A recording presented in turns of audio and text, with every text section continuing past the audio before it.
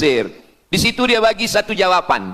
Kenapa orang Israel itu amat sangat menginginkan Palestina? Rupanya ada seorang bernama Israel. Israel maknanya dua. Isra abdun. El bahasa Hebrew language, bahasa Ibrani. El artinya Tuhan. Israel artinya hamba Tuhan. Tapi mereka punya makna yang kedua. Israel artinya al-musari' lillah. Al-musari' lillah, orang yang bergulat, orang yang mengalahkan Tuhan. Rupanya Tuhan pernah kalah. Dan ketika Tuhan kalah, lalu Tuhan memberikan hadiah satu petak tanah. Dan tanah itu adalah tanah Palestina menurut mereka. Jadi mereka meyakini bahwa ketika Tuhan dikalahkan oleh Israel, maka hadiahnya adalah bumi Palestina. Itulah kenapa mereka amat sangat ingin mengambil tanah itu. Tapi kita pula, Palestina bagi kita adalah hijrahnya Nabi Muhammad sallallahu alaihi wasallam yang dituliskan dalam Al-Qur'an. A'udzubillahi minasyaitonir rajim. Subhanalladzi asra bi'abdihi lailan minal masjidil haram ilal masjidil aqsa alladzi barakna haulah. Dulu semasa belajar di Al-Azhar ada satu subjek namanya Al-Milal wan Nihal. Al-Milal maknanya aliran-aliran keagamaan. Wan Nihal agama-agama. Maka salah satu aliran itu disebut dengan Zion. Zion adalah nama satu bukit yang ada di Palestina. Lalu mereka mengambil nama ini sebagai satu gerakan dunia. Dalam bahasa Arabnya disebut dengan As-Sahyuniyah atau Zionis. Mereka ingin mengembalikan Yahudi ke Palestina. Apa yang membuat mereka ingin? Rupa-rupanya mereka meyakini bahwa mereka menunggu-nunggu seorang lelaki. Lelaki itu bernama Mesiah. Dalam bahasa mereka sebut dengan Mesiah. Dalam bahasa Arabnya adalah Al-Masih. Al-Masih diambil dari kata masaha. Masaha artinya disapu. Kita dalam wudhu ada menyapu. Idza qumtum ila shalah, kalau kamu ingin sembahyang, faghsilu wujuhakum, muka dibasuh. Wa aydiyakum ilal marafiq, tangan pun dibasuh hingga ke siku. Tapi kepala dengan telinga tidak dibasuh. Kepala dengan telinga disapu. Wamsahu biru'usikum, disapu. Jadi kenapa dia dikatakan Al-Masih? Kerana dua. Pertama, waktu lahirnya badannya disapu dengan minyak. Yang kedua, setelah dia besar, bila dia tengok orang lumpuh, dia sapu. Orang yang lumpuh boleh tegak berdiri. Bila nampak orang buta, dia sapu. Orang buta boleh menengok. Bila nampak orang mati, dia sapu. Dan orang mati pun boleh tegak berdiri. Dia tunjuk tanah, ya ard umbuti, wahai tanah tumbuh tanaman. Dia tunjuk langit, ya sama imtiri, turunkan hujan. Dia tunjuk orang mati, ya mayyit qum, orang mati tegak berdiri. Maka dia disebut dengan Al-Masih. Tapi Al-Masih ini ada yang original. Itulah dia Al-Masih Isa anak Maryam alaihi salam. Tapi ada Al-Masih satu lagi.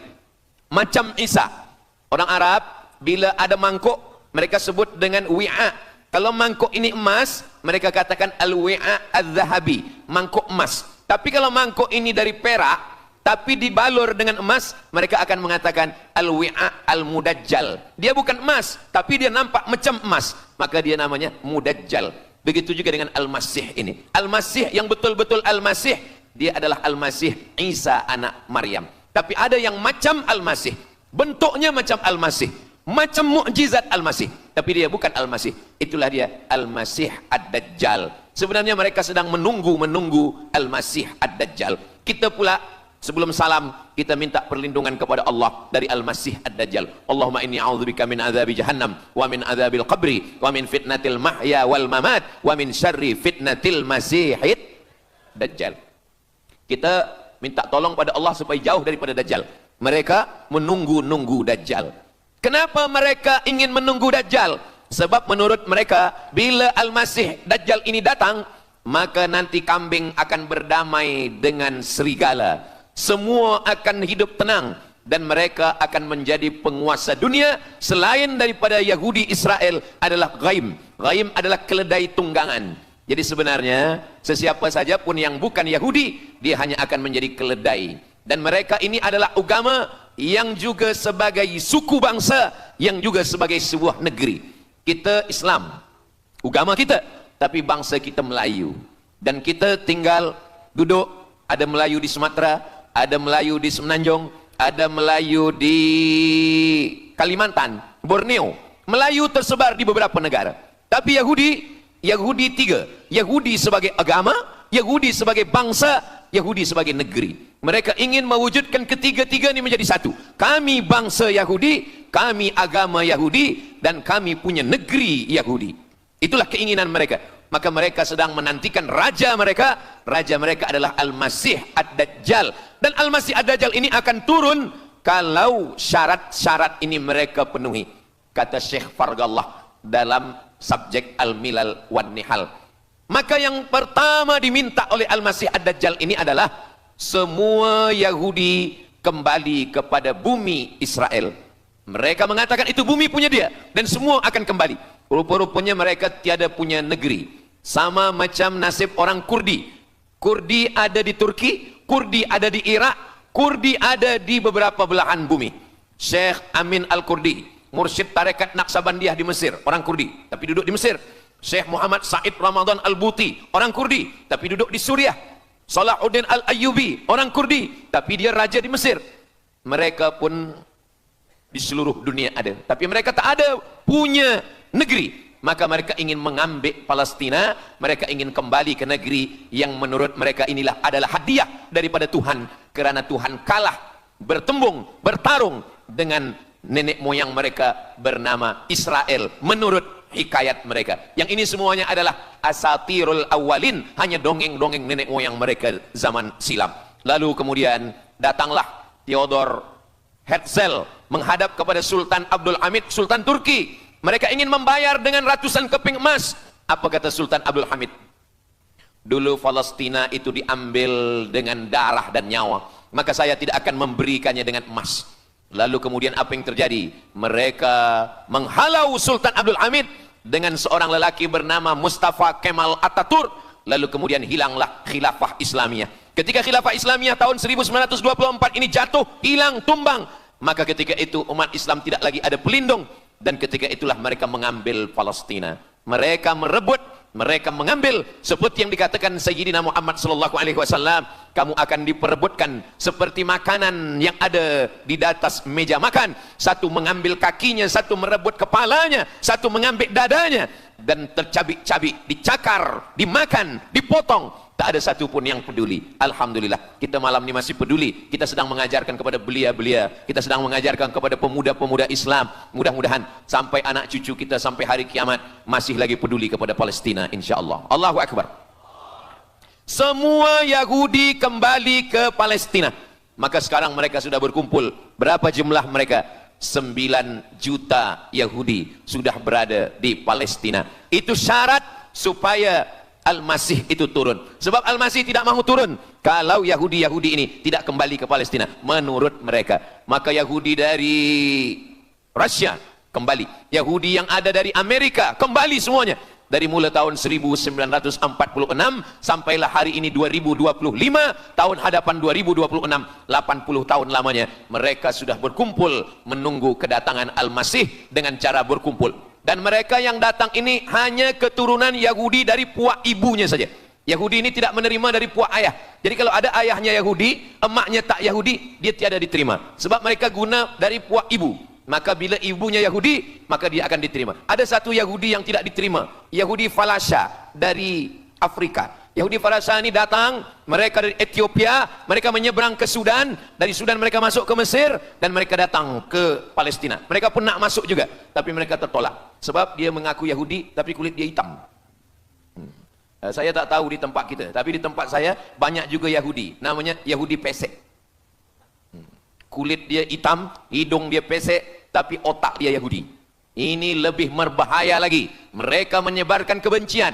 Jadi sebenarnya Yahudi adalah makhluk yang paling unsuri, rasisme. Mereka tiada menerima selain daripada Yahudi. Siapapun yang datang ingin mengaku orang Yahudi, kalau ditengok nasabnya tidak sesuai daripada ibu, dia tidak akan diterima. Sedarlah wahai orang yang membela-bela Yahudi. Wahai orang yang membela Yahudi, kalau kamu bukan Yahudi, maka kamu tidak akan diterima, kerana Yahudi adalah agama, Yahudi adalah bangsa, dan Yahudi adalah negeri. Mereka ingin mewujudkan ini. Maka berdatanganlah Yahudi beramai-ramai, lalu mereka pun turun ke Palestina. Sampai hari ini mereka terus berdatangan. Lalu kemudian yang kedua, syarat Yahudi didatangi oleh Al-Masih, Mesias. mereka mesti menanam tanaman yang hijau. Jadi, kalau mereka bayangkan, Al-Masih ini sedang berada di langit, dia selalu memandang ke bawah. Dia tengok, Yahudi dah berkumpul atau belum? Kalau berkumpul dia tak nak turun. Bila dah berkumpul semua ramai, baru dia turun. Dah berkumpul 5 juta, dia belum juga turun. Dah berkumpul 9 juta, dia belum juga turun. Rupanya yang kedua, dia ingin supaya tanah Palestina itu hijau. Bila nanti dah hijau semua, baru dia turun. Dan tanaman yang hijau itu pun dia yang memilihkan tanamannya. Tanamannya adalah yang disebutkan Nabi 14 abad silam, Syajaratul Gharqad. Nanti semua akan membela umat Islam. Sampai-sampai batu berkata, apa kata batu? Ya abdallah, wahai hamba Allah, hadza Yahudi khalfi, ini di belakang saya ada Yahudi, faktulhu, bunuhlah dia. Kata Nabi, jangankan manusia, batu pun membela umat Islam. Batu akan berkata, ya abdallah, wahai hamba Allah, hadza Yahudi, ini di belakang saya ada Yahudi, faktulhu, bunuh dia. Tapi ada satu yang membela mereka. Siapa dia? Syajaratul Gharqad, pokok kayu Gharqad. Allah menunjukkan sampai hari ini mereka menanam pokok Gharqad ini. Saya belajar ke Mesir tahun 1998. Musim panas tahun 1999, saya pergi ke satu kawasan bernama Aris. Selepas itu pergi ke sebuah kota, kota ini bernama Rafah. Rafah ini dibagi dua, setengah diambil oleh Yahudi, setengah lagi diambil oleh Mesir. Dari sempadan ini kita boleh menengok hijau. Lalu saya pun bertanya kepada ulama yang mendampingi kami, Tuan Syekh, itu pokok apa yang hijau? Kata Syekh, itulah pokok yang disebutkan Nabi Muhammad sallallahu alaihi wasallam.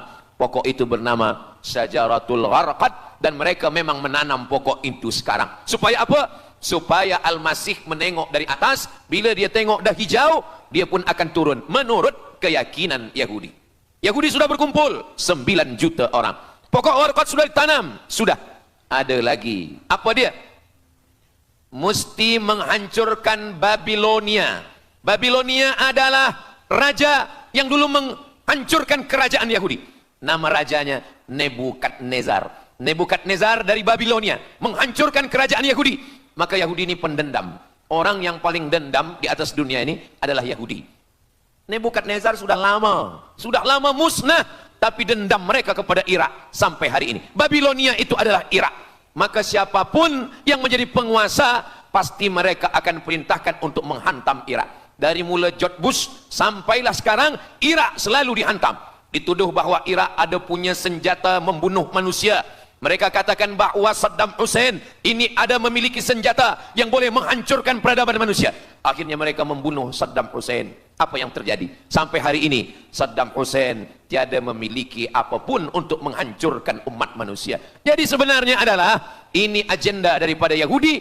Mereka ingin menghancurkan Babilonia, dan Babilonia itu adalah Irak pada zaman modern sekarang ini. Setiap penguasa-penguasa pasti menghancurkan Irak, sebab mereka amat sangat benci dan dendam kesumat kepada Irak.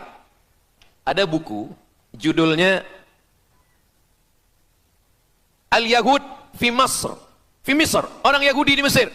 Lalu kemudian seorang jenderal Yahudi bernama Musa Dayan. Musa Dayan buta matanya sebelah. Lalu Musa Dayan ini meminta kepada Presiden Prancis bernama De Gaulle. Lalu De Gaulle pun menelpon Presiden Mesir bernama Anwar Sadat. Bukunya ada, saya simpan di rumah. Dia katakan bahwa kepada Anwar Sadat, wahai Tuan Presiden Anwar Sadat, ini mami yang ada di Museum Mesir Kaherah itu sedang sakit. Jadi untuk menyehatkannya mesti dibawa ke Prancis, ke Paris. Lalu disediakanlah pesawat terbang untuk membawa mami ini. Dulu saya pernah dengar tazkirah Ustaz Azhar Idrus, jangan anak panggil mak mami, sebab mami itu inilah mami Fir'aun. Mami return. Ini mami ini sakit, maka dia mesti disehatkan, ada bakteri, maka dia mesti disehatkan, dibawa ke Paris, Prancis. Akhirnya diterbangkan pada masa Presiden Anwar Sadat. Dibawa ke hospital, sampai di hospital, rupa-rupanya Jenderal Musa Dayan yang buta sebelah sudah menunggu mami. Begitu mami Ramses II, Fir'aun sampai, dia terus meninju muka mami itu. Kenapa? Sebab dia dendam. Inilah yang dulu menghalau nenek moyang dia dari Mesir. Gila. Yahudi ini adalah orang-orang yang gila. Sampai hari ini, mereka punya dendam yang tak berkesudahan. Sampai mami yang sudah menjadi kering, kita pun menengoknya. biasa-biasa saja. Tapi Musa Dayan melampiaskan dendam kesumat dia sampai pada masa Presiden Anwar Sadat, yang akhirnya Anwar Sadat pun mati terbunuh ditembak oleh Khalid Islambuli. Begitulah Allah Subhanahu wa taala menceritakan saksi sejarah supaya umat Islam faham bagaimana pikiran, bagaimana sakit jiwanya orang-orang Yahudi. Mereka sudah berkumpul di Palestina 9 juta. Tanam-tanaman hijau sudah ditanam. Irak sudah dihantam. Hancur lebur Irak. Apa lagi yang mereka lakukan? Tanah Palestina mesti merah. Tanah Palestina tidak boleh hitam. Tanah Palestina mesti merah. Apa yang membuat tanah Palestina merah? Merah kerana darah budak-budak, anak-anak yang tak berdosa dari Palestina.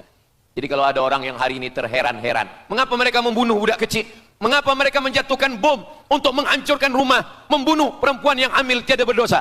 Tapi bila orang faham, dia mengerti. Sesungguhnya mereka ingin supaya darah anak-anak yang tiada berdosa itu tumpah. Kalau darah itu sudah tumpah, disitulah mereka menantikan supaya Al-Masih Mesias itu turun membela. Sebab itu adalah raja di raja mereka. Apa yang terjadi sebenarnya hari ini? Yang terjadi sebenarnya adalah mereka membangun, membina sebuah kerajaan dari khayal, dari fikiran gila. Maka ada seorang yang tidak percaya kepada Allah, dia atheist, dia tak percaya kepada Tuhan, namanya Roger Jarudi. Tapi akhirnya dia dapat hidayah, dia masuk Islam.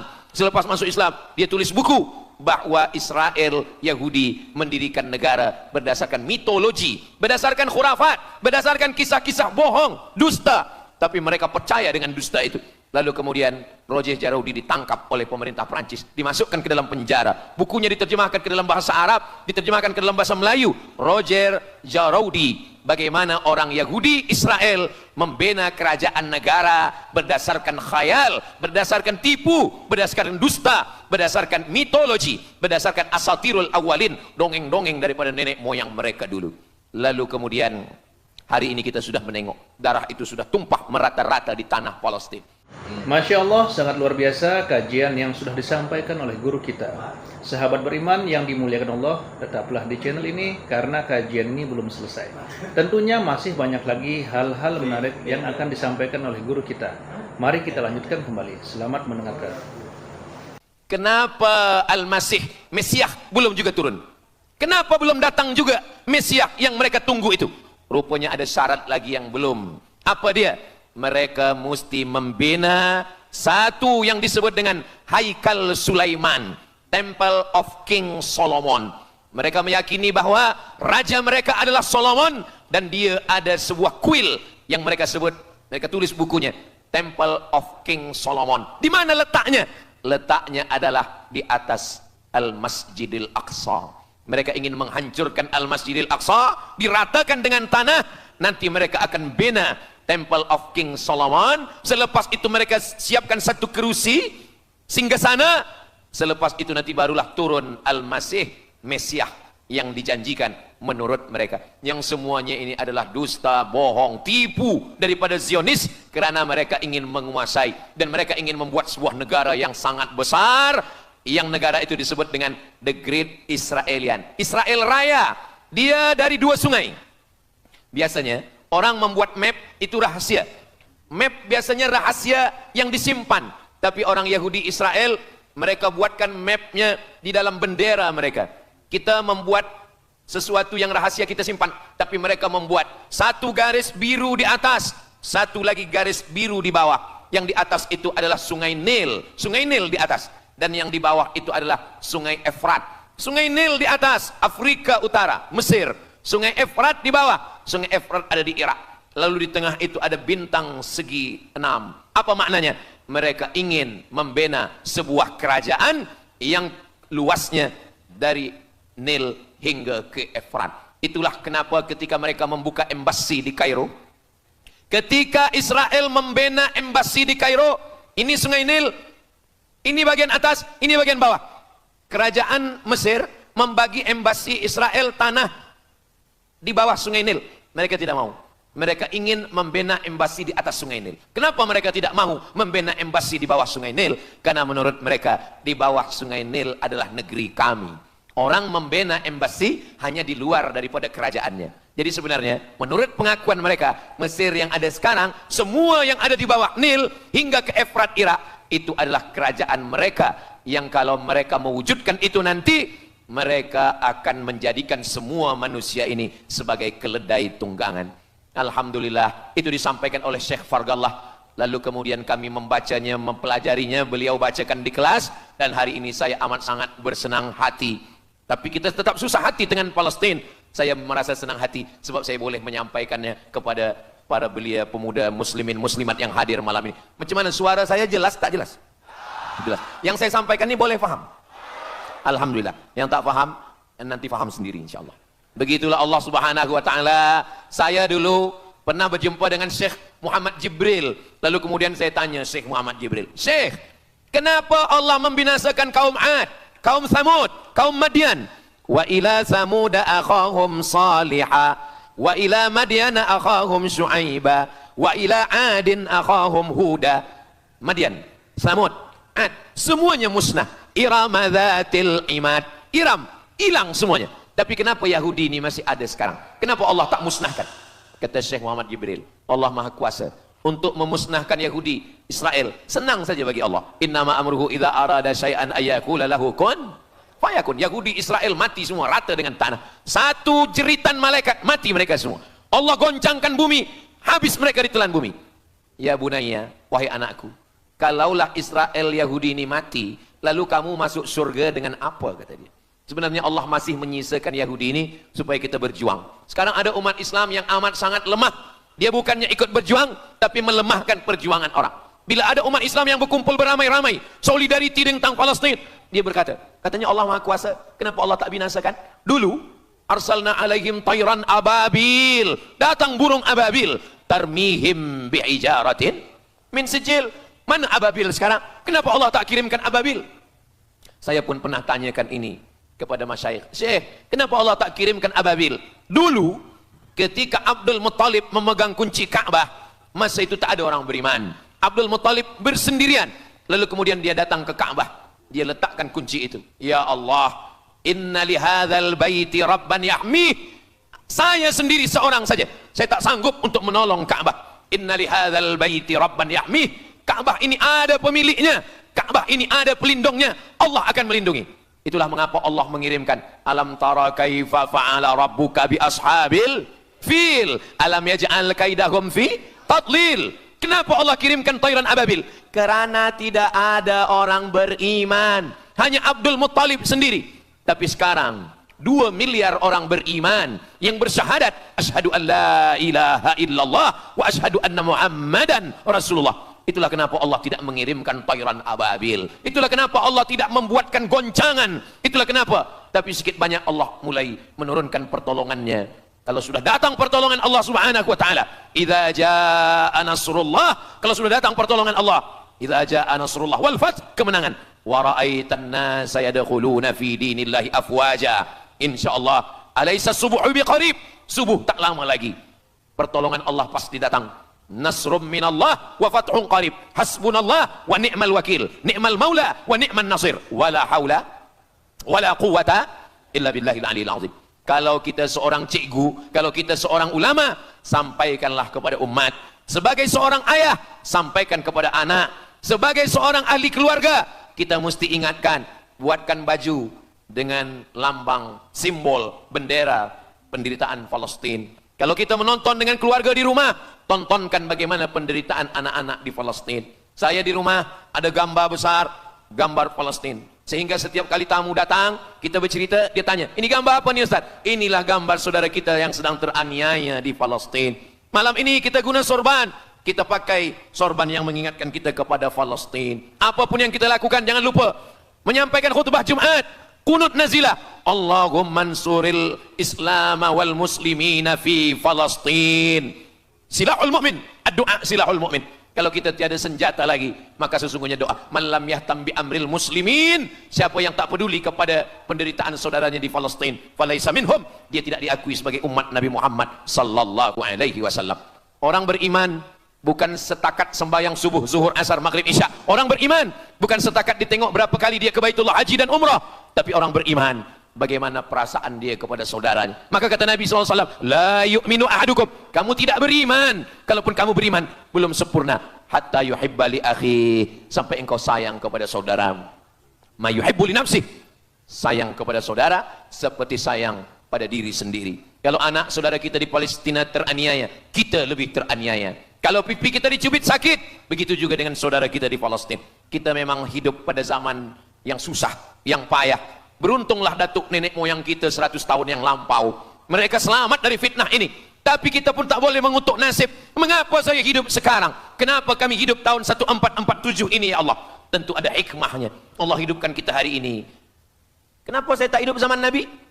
Kalau ada pemuda belia sekarang datang kepada Ustaz Abdul Somad, Ustaz Somad, kenapa saya tak hidup zaman Nabi? Kalau saya hidup zaman Nabi mungkin saya baik.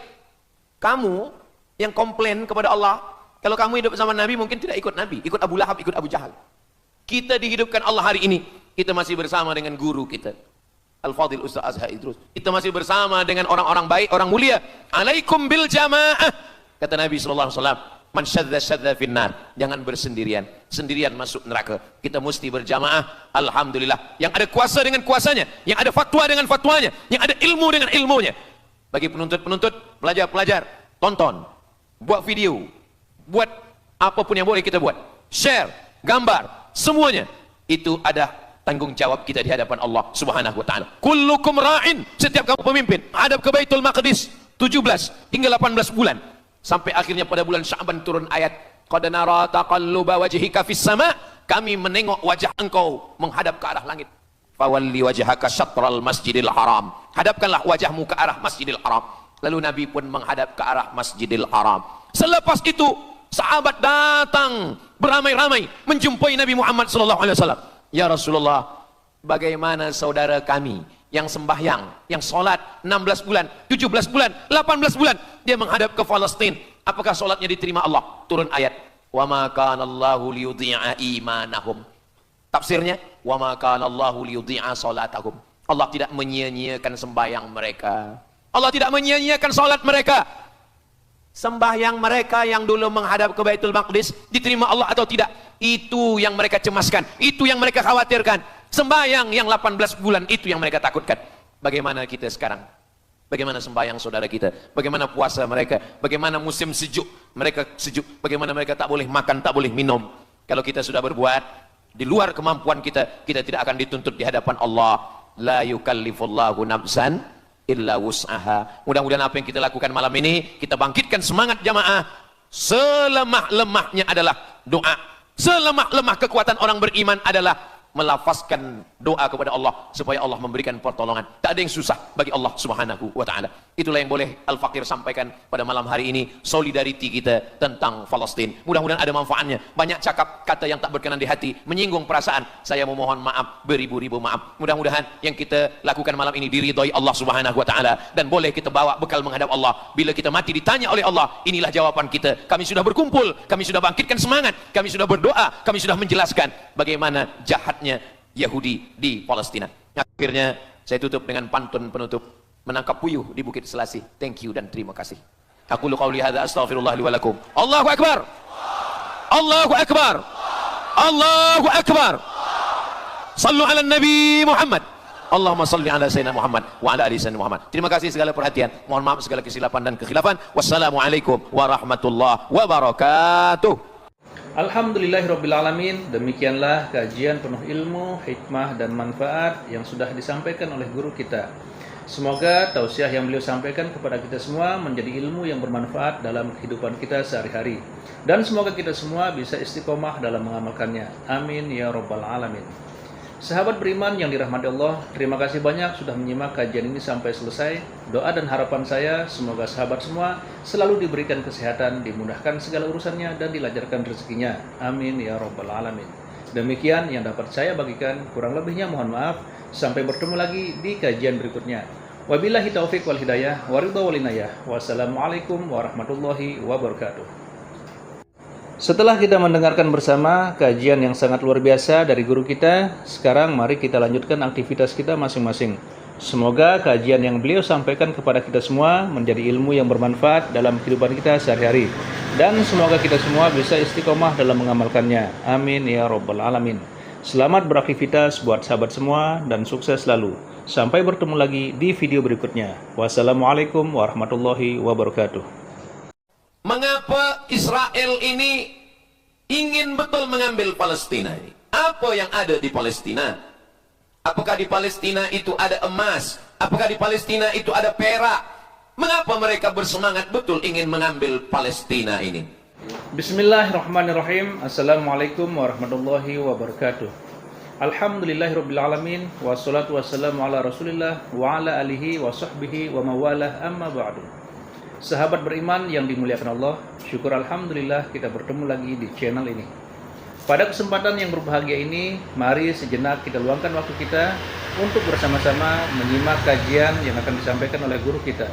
Tentunya banyak sekali ilmu, hikmah, dan manfaat yang bisa kita jadikan pelajaran dalam kehidupan kita sehari-hari. Penasaran siapa beliau? Mari kita simak bersama. Selamat mendengarkan.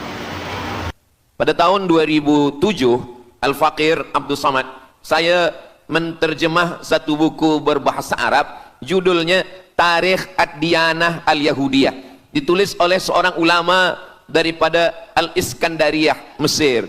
Di situ dia bagi satu jawaban. Kenapa orang Israel itu amat sangat menginginkan Palestina? Rupanya ada seorang bernama Israel. Israel maknanya dua. Isra abdun. El bahasa Hebrew language, bahasa Ibrani. El artinya Tuhan. Israel artinya hamba Tuhan. Tapi mereka punya makna yang kedua. Israel artinya al-musari' lillah. Al-musari' lillah, orang yang bergulat, orang yang mengalahkan Tuhan. Rupanya Tuhan pernah kalah. Dan ketika Tuhan kalah, lalu Tuhan memberikan hadiah satu petak tanah. Dan tanah itu adalah tanah Palestina menurut mereka. Jadi mereka meyakini bahwa ketika Tuhan dikalahkan oleh Israel, maka hadiahnya adalah bumi Palestina. Itulah kenapa mereka amat sangat ingin mengambil tanah itu. Tapi kita pula, Palestina bagi kita adalah hijrahnya Nabi Muhammad sallallahu alaihi wasallam yang dituliskan dalam Al-Qur'an. A'udzubillahi minasyaitonir rajim. Subhanalladzi asra bi'abdihi lailan minal masjidil haram ilal masjidil aqsa alladzi barakna haulah. Dulu semasa belajar di Al-Azhar ada satu subjek namanya Al-Milal wan Nihal. Al-Milal maknanya aliran-aliran keugamaan. Wan Nihal ugama-ugama. Maka salah satu aliran itu disebut dengan Zion. Zion adalah nama satu bukit yang ada di Palestina. Lalu mereka mengambil nama ini sebagai satu gerakan dunia. Dalam bahasa Arabnya disebut dengan As-Sahyuniyah atau Zionis. Mereka ingin mengembalikan Yahudi ke Palestina. Apa yang membuat mereka ingin? Rupa-rupanya mereka meyakini bahwa mereka menunggu-nunggu seorang lelaki. Lelaki itu bernama Mesiah. Dalam bahasa mereka sebut dengan Mesiah. Dalam bahasa Arabnya adalah Al-Masih. Al-Masih diambil dari kata masaha. Masaha artinya disapu. Kita dalam wudhu ada menyapu. Idza qumtum ila shalah, kalau kamu ingin sembahyang, fa'silu wujuhakum, muka dibasuh. Wa aydiyakum ilal marafiq, tangan pun dibasuh hingga ke siku. Tapi kepala dengan telinga tidak dibasuh. Kepala dengan telinga disapu. Wamsahu biru'usikum, disapu. Jadi kenapa dia dikatakan Al-Masih? Kerana dua. Pertama, waktu lahirnya badannya disapu dengan minyak. Yang kedua, setelah dia besar, bila dia tengok orang lumpuh, dia sapu. Orang yang lumpuh boleh tegak berdiri. Bila nampak orang buta, dia sapu. Orang buta boleh menengok. Bila nampak orang mati, dia sapu. Dan orang mati pun boleh tegak berdiri. Dia tunjuk tanah, ya ard umbuti, wahai tanah tumbuh tanaman. Dia tunjuk langit, ya sama imtiri, turunkan hujan. Dia tunjuk orang mati, ya mayyit qum, orang mati tegak berdiri. Maka dia disebut dengan Al-Masih. Tapi Al-Masih ini ada yang original. Itulah dia Al-Masih Isa anak Maryam alaihi salam. Tapi ada Al-Masih satu lagi. Macam Isa. Orang Arab bila ada mangkuk, mereka sebut dengan wi'a.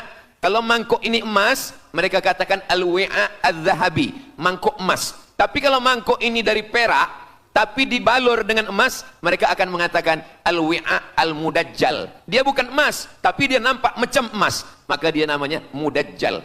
Begitu juga dengan Al-Masih ini. Al-Masih yang betul-betul Al-Masih, dia adalah Al-Masih Isa anak Maryam. Tapi ada yang macam Al-Masih, bentuknya macam Al-Masih, macam mukjizat Al-Masih, tapi dia bukan Al-Masih. Itulah dia Al-Masih Ad-Dajjal. Sebenarnya mereka sedang menunggu Al-Masih Ad-Dajjal. Kita pula sebelum salam kita minta perlindungan kepada Allah dari Al-Masih Ad-Dajjal. Allahumma inni a'udzubika min adzabi jahannam wa min adzabil qabri wa min fitnatil mahya wal mamat wa min syarri fitnatil masihid Dajjal. Kita minta tolong pada Allah supaya jauh daripada Dajjal. Mereka menunggu Dajjal.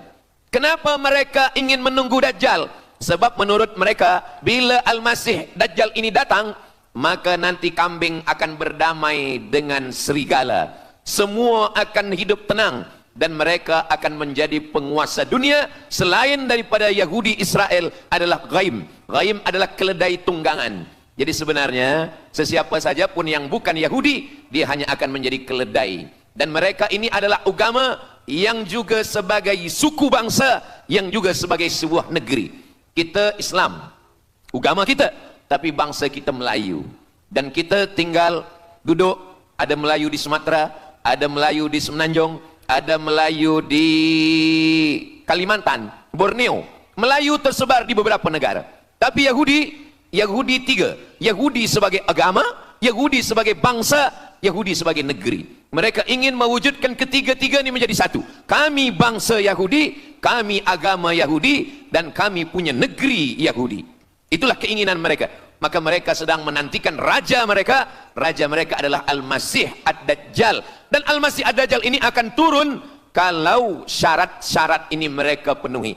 Kata Syekh Fargallah dalam subjek Al-Milal wan Nihal. Maka yang pertama diminta oleh Al-Masih Ad-Dajjal ini adalah semua Yahudi kembali kepada bumi Israel. Mereka mengatakan itu bumi punya dia dan semua akan kembali. Rupa-rupanya mereka tiada punya negeri. Sama macam nasib orang Kurdi. Kurdi ada di Turki, Kurdi ada di Irak, Kurdi ada di beberapa belahan bumi. Syekh Amin Al-Kurdi, mursyid tarekat Naqsabandiyah di Mesir, orang Kurdi, tapi duduk di Mesir. Syekh Muhammad Said Ramadan Al-Buti, orang Kurdi, tapi duduk di Suriah. Salahuddin Al-Ayyubi, orang Kurdi, tapi dia raja di Mesir. Mereka pun di seluruh dunia ada, tapi mereka tak ada punya negeri. Maka mereka ingin mengambil Palestina, mereka ingin kembali ke negeri yang menurut mereka inilah adalah hadiah daripada Tuhan, kerana Tuhan kalah bertembung, bertarung dengan nenek moyang mereka bernama Israel menurut hikayat mereka. Yang ini semuanya adalah asatirul awalin, hanya dongeng-dongeng nenek moyang mereka zaman silam. Lalu kemudian datanglah Theodor Herzl menghadap kepada Sultan Abdul Hamid, Sultan Turki. Mereka ingin membayar dengan ratusan keping emas. Apa kata Sultan Abdul Hamid? Dulu Palestina itu diambil dengan darah dan nyawa, maka saya tidak akan memberikannya dengan emas. Lalu kemudian apa yang terjadi? Mereka menghalau Sultan Abdul Hamid dengan seorang lelaki bernama Mustafa Kemal Ataturk. Lalu kemudian hilanglah khilafah Islamiyah. Ketika khilafah Islamiyah tahun 1924 ini jatuh, hilang, tumbang, maka ketika itu umat Islam tidak lagi ada pelindung. Dan ketika itulah mereka mengambil Palestina. Mereka merebut, mereka mengambil, seperti yang dikatakan Sayyidina Muhammad sallallahu alaihi wasallam, kamu akan diperebutkan seperti makanan yang ada di atas meja makan. Satu mengambil kakinya, satu merebut kepalanya, satu mengambil dadanya, dan tercabik-cabik, dicakar, dimakan, dipotong. Tak ada satu pun yang peduli. Alhamdulillah, kita malam ini masih peduli. Kita sedang mengajarkan kepada belia-belia, kita sedang mengajarkan kepada pemuda-pemuda Islam. Mudah-mudahan sampai anak cucu kita sampai hari kiamat masih lagi peduli kepada Palestina, insya-Allah. Allahu Akbar. Semua Yahudi kembali ke Palestina. Maka sekarang mereka sudah berkumpul. Berapa jumlah mereka?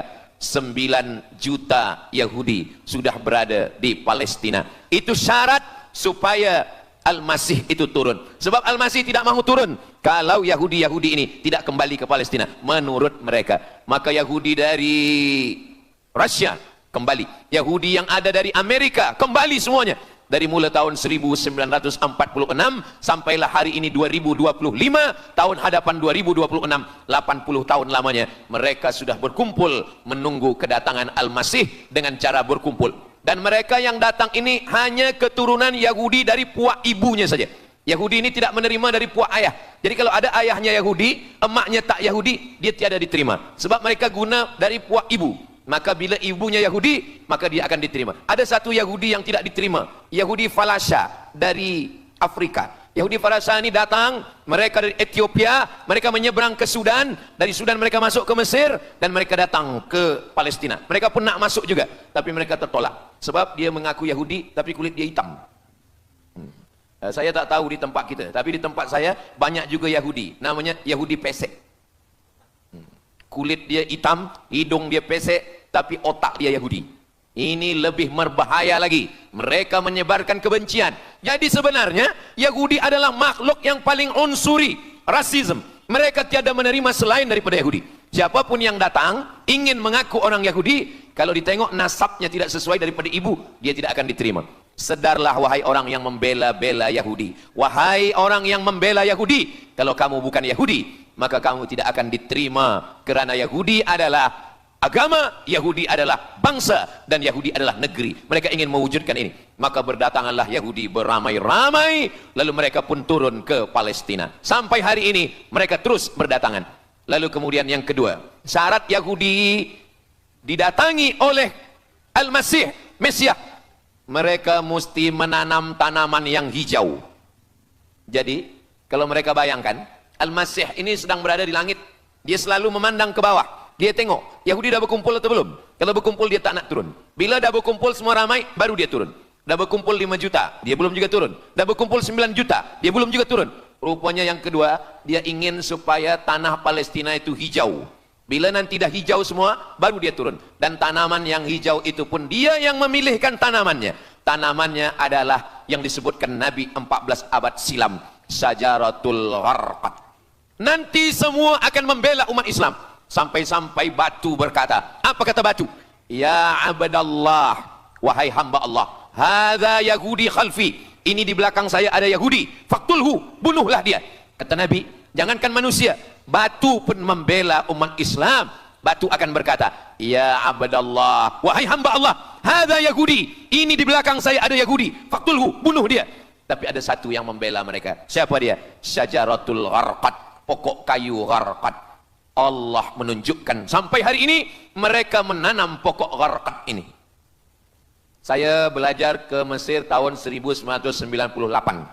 Musim panas tahun 1999, saya pergi ke satu kawasan bernama Aris. Selepas itu pergi ke sebuah kota, kota ini bernama Rafah. Rafah ini dibagi dua, setengah diambil oleh Yahudi, setengah lagi diambil oleh Mesir. Dari sempadan ini kita boleh menengok hijau. Lalu saya pun bertanya kepada ulama yang mendampingi kami, Tuan Syekh, itu pokok apa yang hijau? Kata Syekh, itulah pokok yang disebutkan Nabi Muhammad sallallahu alaihi wasallam. Pokok itu bernama Syajaratul Gharqad, dan mereka memang menanam pokok itu sekarang. Supaya apa? Supaya Al-Masih menengok dari atas, bila dia tengok dah hijau, dia pun akan turun menurut keyakinan Yahudi. Yahudi sudah berkumpul 9 juta orang. Pokok Gharqad sudah ditanam, sudah. Ada lagi, apa dia? Mesti menghancurkan Babilonia. Babilonia adalah raja yang dulu menghancurkan kerajaan Yahudi. Nama rajanya Nebukadnezar. Nebukadnezar dari Babilonia menghancurkan kerajaan Yahudi. Maka Yahudi ini pendendam. Orang yang paling dendam di atas dunia ini adalah Yahudi. Nebukadnezar sudah lama musnah. Tapi dendam mereka kepada Irak sampai hari ini. Babilonia itu adalah Irak.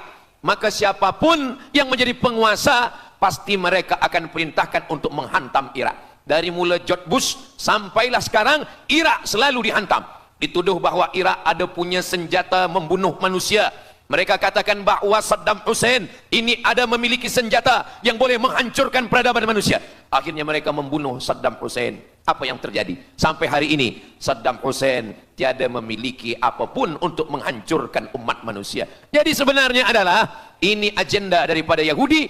Mereka ingin menghancurkan Babilonia, dan Babilonia itu adalah Irak pada zaman modern sekarang ini. Setiap penguasa-penguasa pasti menghancurkan Irak, sebab mereka amat sangat benci dan dendam kesumat kepada Irak. Ada buku judulnya Al-Yahud fi Masr, orang Yahudi di Mesir. Lalu kemudian seorang jenderal Yahudi bernama Musa Dayan.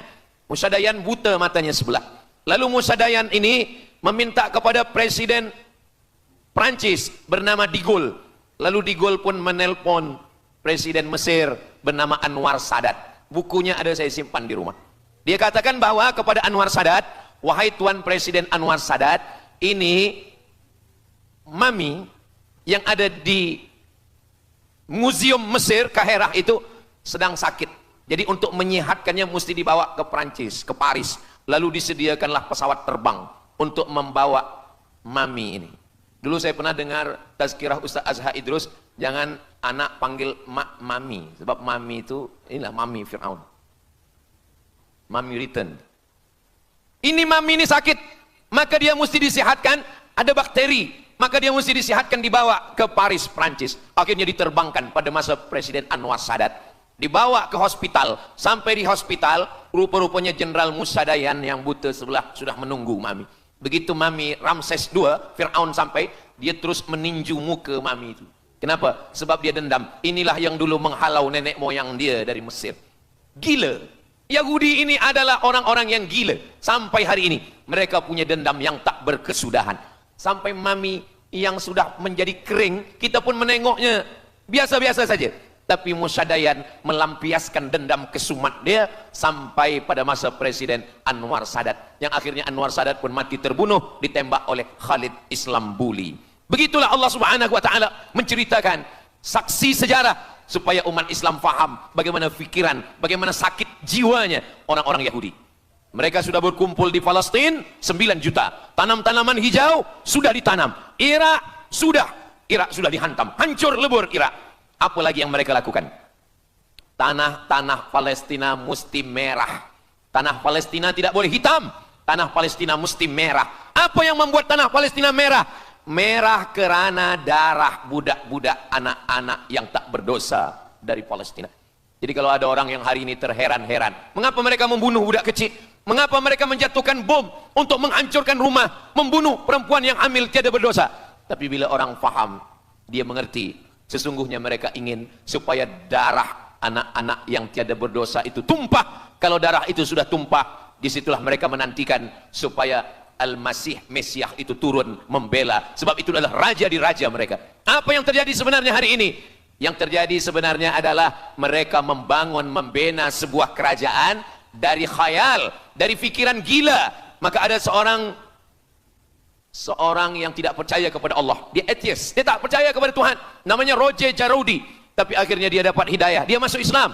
Selepas masuk Islam, dia tulis buku bahwa Israel Yahudi mendirikan negara berdasarkan mitologi, berdasarkan khurafat, berdasarkan kisah-kisah bohong, dusta. Tapi mereka percaya dengan dusta itu.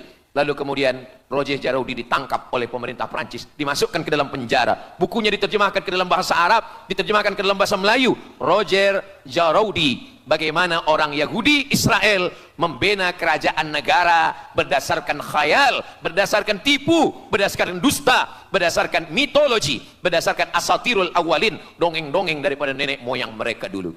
Lalu kemudian hari ini kita sudah menengok darah itu sudah tumpah merata-rata di tanah Palestina. Masya Allah, sangat luar biasa kajian yang sudah disampaikan oleh guru kita. Sahabat beriman yang dimuliakan Allah, tetaplah di channel ini karena kajian ini belum selesai. Tentunya masih banyak lagi hal-hal menarik yang akan disampaikan oleh guru kita. Mari kita lanjutkan kembali. Selamat mendengarkan. Kenapa Al-Masih Mesiah belum juga turun? Kenapa belum datang juga Mesiah yang mereka tunggu itu? Rupanya ada syarat lagi yang belum. Apa dia? Mereka mesti membina satu yang disebut dengan Haikal Sulaiman, Temple of King Solomon. Mereka meyakini bahwa raja mereka adalah Solomon, dan dia ada sebuah kuil yang mereka sebut, mereka tulis bukunya, Temple of King Solomon. Di mana letaknya? Letaknya adalah di atas Al-Masjidil Aqsa.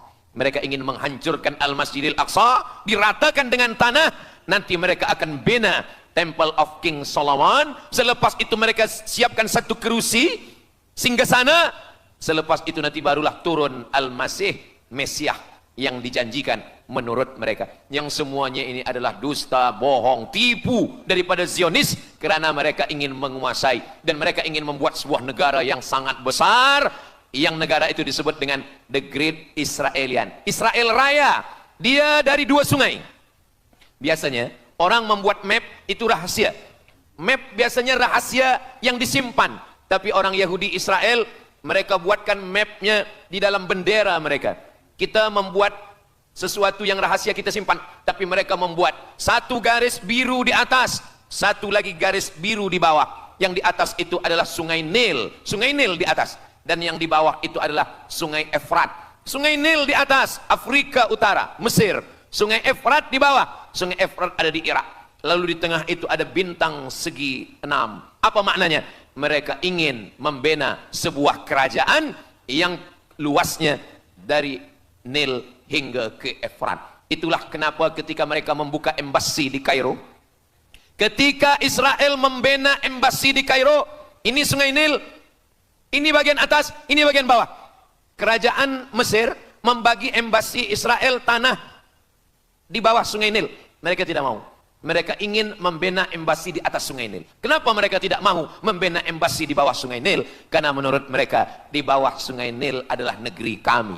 Orang membina embasi hanya di luar daripada kerajaannya. Jadi sebenarnya menurut pengakuan mereka, Mesir yang ada sekarang, semua yang ada di bawah Nil hingga ke Efrat Irak, itu adalah kerajaan mereka. Yang kalau mereka mewujudkan itu nanti, mereka akan menjadikan semua manusia ini sebagai keledai tunggangan. Alhamdulillah, itu disampaikan oleh Syekh Fargallah. Lalu kemudian kami membacanya, mempelajarinya, beliau bacakan di kelas, dan hari ini saya amat sangat bersenang hati. Tapi kita tetap susah hati dengan Palestina. Saya merasa senang hati sebab saya boleh menyampaikannya kepada para belia pemuda muslimin muslimat yang hadir malam ini. Macam mana suara saya, jelas tak jelas? Jelas. Yang saya sampaikan ini boleh faham? Alhamdulillah. Yang tak faham, nanti faham sendiri insyaAllah. Begitulah Allah Subhanahu wa ta'ala. Saya dulu pernah berjumpa dengan Syekh Muhammad Jibril. Lalu kemudian saya tanya Syekh Muhammad Jibril, Syekh, kenapa Allah membinasakan kaum Ad, kaum Samud, kaum Madian? Wa ila Samuda akhahum Salihah, wa ila Madiana akhahum Syuaiba, wa ila Adin akhahum Huda. Madian, Samud, Ad, semuanya musnah. Iram dzatil imad. Iram, hilang semuanya. Tapi kenapa Yahudi ini masih ada sekarang? Kenapa Allah tak musnahkan?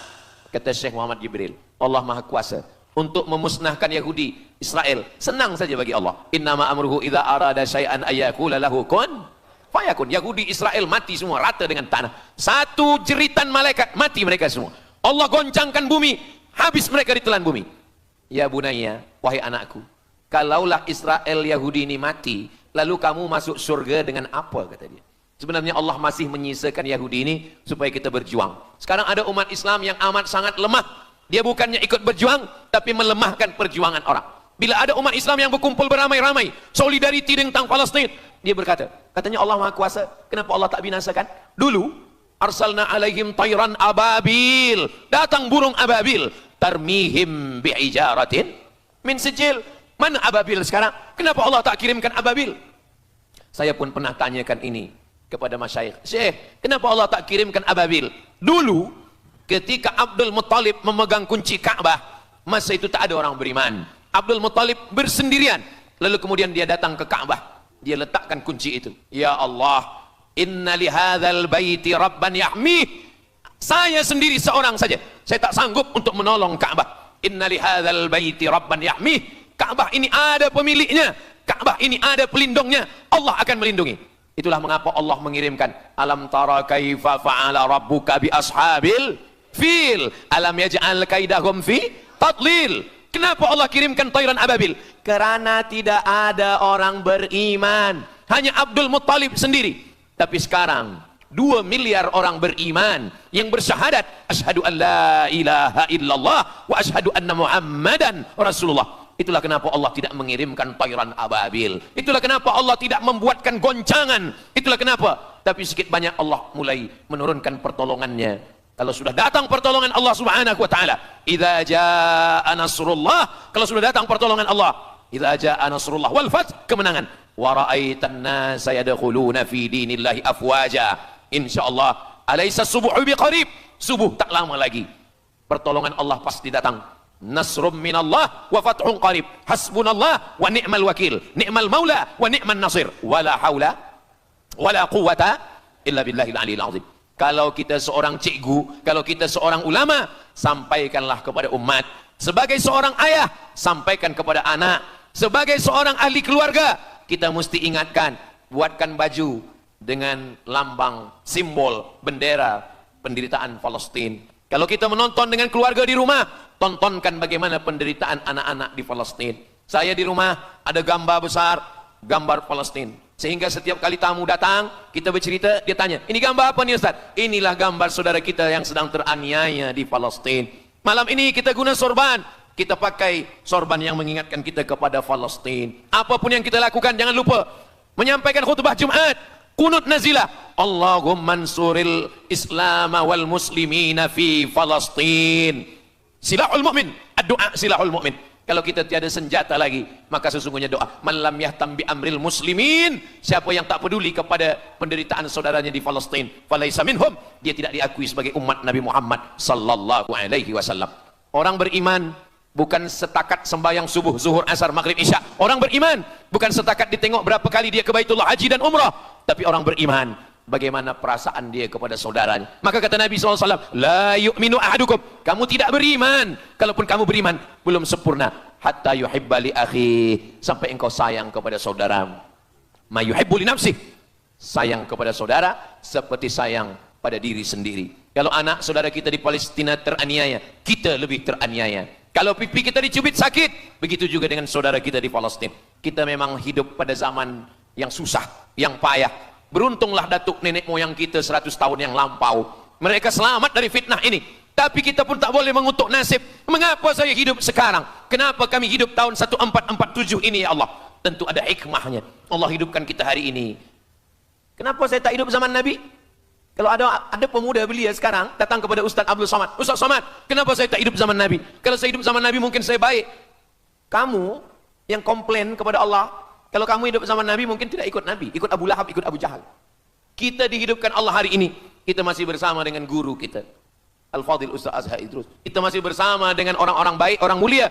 Alaikum bil jamaah, kata Nabi SAW. Man syadza syadza finnar, jangan bersendirian, sendirian masuk neraka. Kita mesti berjamaah. Alhamdulillah, yang ada kuasa dengan kuasanya, yang ada fatwa dengan fatwanya, yang ada ilmu dengan ilmunya. Bagi penuntut-penuntut, pelajar-pelajar, tonton, buat video, buat apapun yang boleh kita buat, share, gambar, semuanya itu ada tanggung jawab kita di hadapan Allah Subhanahu wa taala. Kullukum ra'in, setiap kamu pemimpin, hadap ke Baitul Maqdis 17 hingga 18 bulan. Sampai akhirnya pada bulan Sya'ban turun ayat, qad nara taqalluba wajhika fis sama', kami menengok wajah engkau menghadap ke arah langit. Fawalli wajhaka syatral masjidil haram, hadapkanlah wajahmu ke arah Masjidil Haram. Lalu Nabi pun menghadap ke arah Masjidil Haram. Selepas itu sahabat datang beramai-ramai menjumpai Nabi Muhammad SAW. Ya Rasulullah, bagaimana saudara kami yang sembahyang, yang solat 16 bulan, 17 bulan, 18 bulan, dia menghadap ke Palestina, apakah solatnya diterima Allah? Turun ayat, wa ma kana Allahu liyudhi'a imanahum. Tafsirnya, wa ma kana Allahu liyudhi'a salatahum.